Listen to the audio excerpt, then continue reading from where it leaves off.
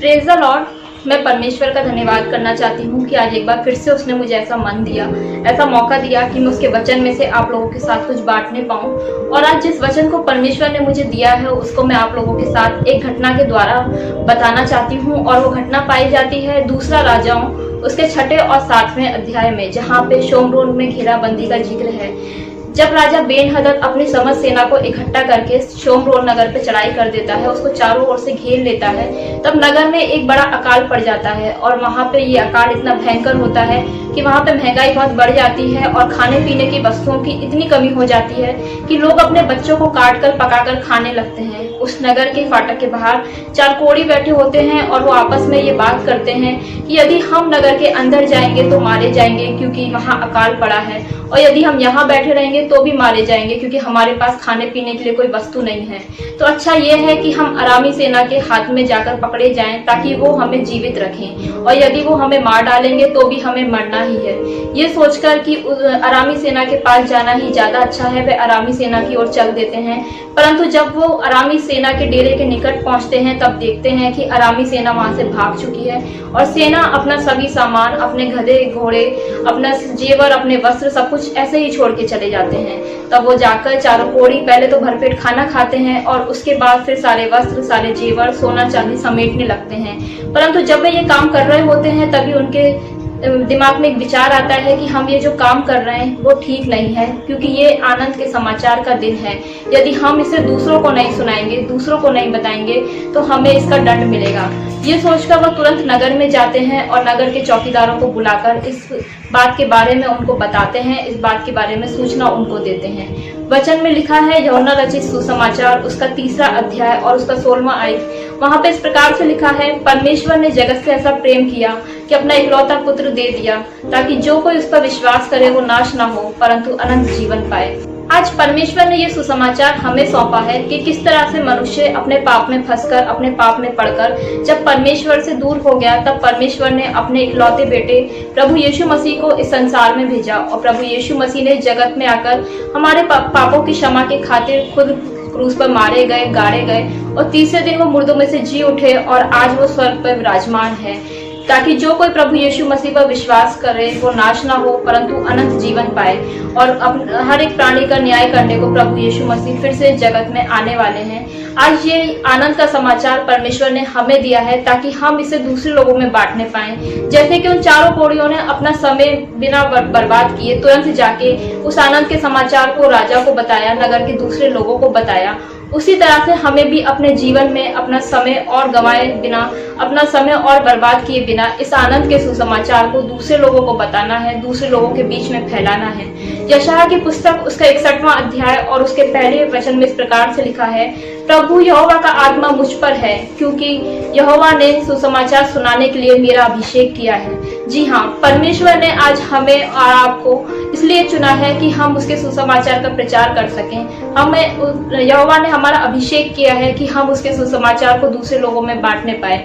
वचन में लिखा है कि हम मसीह के राजदूत हैं, तो इस वजह से हमारे ऊपर एक बहुत बड़ी जिम्मेदारी है कि हम परमेश्वर के वचन को दूसरे लोगों तक फैलाएं, दूसरे लोगों तक बताएं। जिस तरह से उन 4 कोढ़ियों ने अपना समय बिना बर्बाद किए तुरंत आनंद का समाचार दूसरे लोगों को दिया, उसी तरह से हमें भी अपना समय बिना बर्बाद किए इस सुसमाचार को लोगों तक फैलाना है, लोगों को बताना है।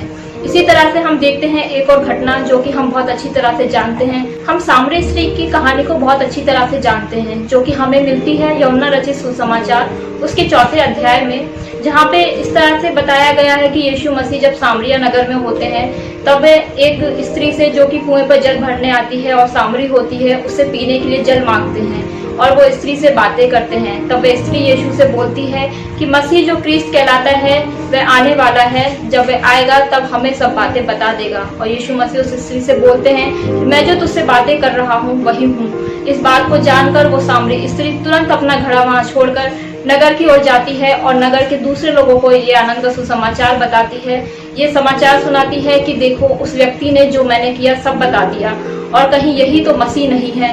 तब उसकी बात सुनकर तुरंत नगर के दूसरे लोग भी आकर यीशु मसीह के पास आते हैं, उससे मिलते हैं और यीशु मसीह पर विश्वास करने लगते हैं। उस स्त्री ने बिना अपना समय गंवाए, बिना वक्त को बर्बाद किए तुरंत जाके ये आनंद का सुसमाचार लोगों के बीच में फैलाया, लोगों को सुनाया, ताकि दूसरे लोग भी विश्वास करने पाए और यीशु मसीह के द्वारा वो उद्धार पा सकें। आज परमेश्वर हमसे भी यही चाहते हैं कि हम वक्त को और बर्बाद किए बिना तुरंत इस सुसमाचार को दूसरे लोगों तक पहुंचाएं, उन लोगों तक पहुंचाएं जो परमेश्वर को नहीं जानते, जो परमेश्वर की बातों को नहीं जानते, जो परमेश्वर के प्रेम को नहीं जानते, उन लोगों को परमेश्वर से मिलवाएं। वचन में लिखा है इफिसियों की पत्री उसका 6वां अध्याय और 15वीं आयत, जहाँ इस प्रकार से लिखा है, पाँव में मेल के सुसमाचार की तैयारी के जूते पहन लो। जी हाँ, यहाँ पे मेल का मतलब है परमेश्वर को उनकी उन संतानों से मिलवाना जो आज तक परमेश्वर से दूर है, उसके वचन से दूर है, उसके अनुग्रह से दूर है। उनको परमेश्वर की बातों के बारे में बताना। जिस तरह से सामरी स्त्री ने जाकर नगर के दूसरे लोगों को यीशु मसीह की बातों को बताया, यीशु मसीह के बारे में बताया, ताकि वो लोग भी आकर यीशु मसीह पर विश्वास कर सकें, यीशु मसीह को ग्रहण कर सकें और उद्धार पा सकें। सामरी स्त्री यीशु मसीह की बातों को बताने में लजाई नहीं, उसने जाके सारी बातें जो यीशु मसीह ने उससे कही थी नगर के लोगों को बता दिया। उसी तरह से हमें भी परमेश्वर के सुसमाचार को बताने के लिए लजाना नहीं है। पौलुस अपनी पत्री में लिखता है कि मैं सुसमाचार सुनाने से नहीं लजाता। इसी तरह से हमें भी हमेशा सुसमाचार प्रचार के लिए तैयार रहना है, लजाना नहीं है, क्योंकि अक्सर हम दूसरे लोगों के बीच में सुसमाचार सुनाने से डर जाते हैं, शर्मा जाते हैं और ये सोचते हैं कि लोग क्या कहेंगे।